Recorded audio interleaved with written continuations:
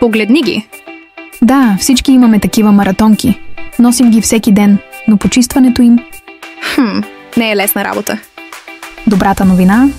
Можеш да ги изпереш в пералнята, но има тънкости, които ще ти спестят развалени обувки. Започваме с подготовката. Без нея има риск да съсипеш маратонките и пералнята. Свали връзките и ги изпери на ръка или ги пусни в малка торбичка. Извади изтелките. Те попиват най-много влага и трябва да се сушат отделно. Почисти и подметките от кал и камъчета. Това предпазва и пералнята от повреда. Сложи обувките в торбичка за пране или стара калъвка с възел. Това ще ги защити от удари в барабана. Следва най-важното, а именно правилните настройки на пералнята. Избери деликатна програма. Забрави за центрофугиране с високи обороти. 30 градуса са достатъчни. По-висока температура може да свие материалите или да разлепи подметките. Сложи 2-3 стари хавлии вътре. Те ще балансират пералнята и ще намалят ударите. Не използвай прах за пране, той може да се натрупа в тъканта. Вместо това избери перилен препарат течност. Без омекотители, без белина. Готово. Време е да ги подсушим правилно. Тук много хора правят грешка. Не ги слагай в сушилня.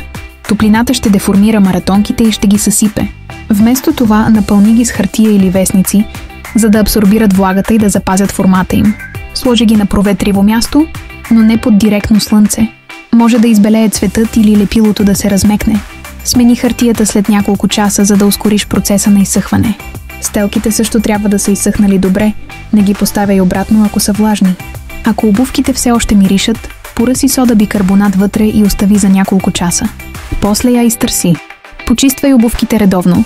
Дори и само с влажна кърпа, така ще се налага по-рядко пране. Проветрявай ги, особено ако ги носиш без чорапи или при спорт. Ако искаш да удължиш живота им, използвай импрегниращ спрей след пране, така предотвратяваш задържане на влага и миризми, особено при плътнени обувки. Чистите маратонки не са лукс. Те искат единствено малко внимание и правилна грижа. Спести си нов чифт, просто следвай тези лесни стъпки. И не забравяй, още полезни трикове и съветите чакат на obuvkiex.com. Абонирай се за канала и сподели това видео с приятел, който носи маратонки всеки ден. Ще ни благодариш по-късно.